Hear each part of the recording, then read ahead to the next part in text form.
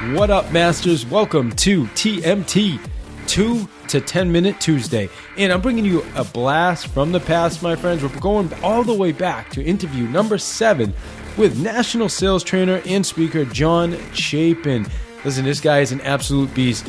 And here's the thing. I know we're going way back in the interview, so the quality is not quite up to the same standard. I'm saying the quality of the audio is not the same standard as it is today. However, the content is tremendous. And John talks to us about handling objections and modeling top salespeople and also just how not to take things personal, and also, you know, the value of making these calls and how it's a numbers game. So it's an absolute fabulous chunk of the interview. It's a clip. So what I want you to do is, if you want to listen to the interview, the full interview in entirety, just go back to interview number 7 on Path to Mastery. But for now, enjoy this 4 minutes of John Chapin on Path to Mastery. You rock. So a lot of our listeners, John, are on the phones and do work the phone. So let's talk about that, because I've interviewed a few people that's kind of their specialty. And my book, honestly, has a lot to do with managing and using the phone. So what would you say, what would you say are some of the things that made you successful? Because obviously you're successful now, you're teaching others. How did you become successful on the phone? One of the key things I did was, luckily I was in an office with a bunch of other stockbrokers and some of the top people. In fact, we had the number one guy in the country was in my office. So basically I listened to him. We had 5 top people. So I went to them and I found out everything they did. I got every answer to every objection. I got their presentation. I got everything. And I basically emulated what they did. I copied what they did. And then I really focused on the numbers. I made sure I showed up before everyone. I left after everyone. They had a tells report, which actually counted your calls, number of calls. So I made sure every morning when the manager read that off from the night before, that when they tallied it from the night before, that I was number one, that I made the most calls. So worked hard, made sure I was saying what the top people were saying and doing. And that's what it really came down to, is the hard work, the activity, saying the right things and that. Got it. That makes a lot of sense. So the other part of that too now is I'm sure you must have dealt with a lot of rejection, right? Sure. A lot of hearing the word, no, take me off your list, don't call me, things like that. Right. How'd you deal with stuff like that? Well, the funny thing is, the first call I ever made, I got hung up on it. Now, overall, when I look at my career, I didn't get hung up on a lot. I could probably count it on both the hands and feet. Really? The total number of times I actually got hung up on it. Because I had a pretty good presence over the phone. People took me fairly seriously. But that first call I got hung up on, and so I expected that was supposed to happen. And the funny thing is after a while, as you're doing it, you just get used to it. And or you get used to the rejection. Like I said, I didn't get hung up on that much.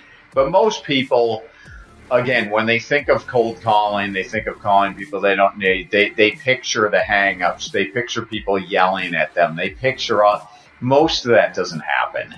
Most of that, people say, I'm not interested. They let you go. It's not as bad as you really think it's going to be. But the other thing is, you can't take it personally. Yeah. You've got to realize that whether it's you calling David, or it's me calling, or it's anyone else calling, they're going to have that response reaction. So it's not personal. And the other thing is, I always kept my eye on the prize. Zig Ziglar had said something that stuck in my head. He said he always broke everything down to how much money he made, how many calls he made. So regardless, and then he broke it down and he figured out how much money he made per call. I think he said he figured it was $10 per call. So whether someone hung up on him, whether they didn't answer the phone, whether they bought, whatever it was $10 a call. So he said somebody would say, sorry, not interested, and he'd say, thanks for the $10 and hang up.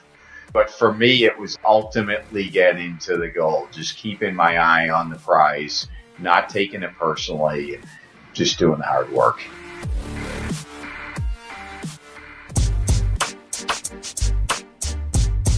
Hey Masters, you guys know how important health and nutrition is to me. I just want to talk to you a little bit about products I use called AdvoCare. I've been using these products for about a year and a half now, mostly just for energy. They've got a really awesome drink. It's called Spark. If you want to check out anything, I would tell you, go check out the energy drink Spark. That's what I did for, like I said, almost a year and a half without even trying any of their other products. And then this past January, a bunch of us, January 4th, decided we were going to do the 24-day challenge, which is a 10-day cleanse and then 14 days of just really healthy eating, vitamins, meal replacement, just awesome 24 days just to kind of get yourself on track and get into some right habits. So Richie Ryan did it with us. Guys, he lost, today's February 5th. I think he's at 24 pounds lost since January 4th. Melissa at our office lost 6 pounds. Min at our office lost 5 pounds. Guys, I mean, listen, it's amazing. Regardless, if your goal is losing weight, my goal wasn't losing weight. I did the challenge just so I could experience it. And, I lost a few pounds, but now I put some weight back on because I started using some of the supplements and the protein powder and all the other stuff. So now I've gained about 3 pounds of muscle and just feel awesome. My energy's through the roof. So whether you're looking for energy or you're looking for just wellness, I mean, they've got some amazing green products that I love taking before I go to bed. Or if you're looking for performance, athletic products, we've got the athletic performance products. And then just active, if you're an active adult, maybe getting a little older in the age and you want to just keep everything working the right way and functioning. Listen, Gary Keller said it best. If you don't take care of your body, where are you going to live? And I just love that. So, hey, I just ask you to check out AdvoCare's products. I'm a distributor, so I'd love to help you, talk to you about your nutrition and health goals. You go to livelongersmarter.com. livelongersmarter.com. Thank you, guys. You rock. Enjoy the podcast.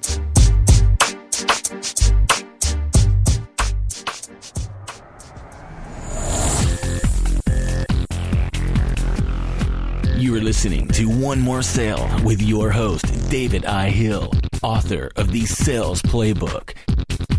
Get your copy at www.thesalesplaybook.net.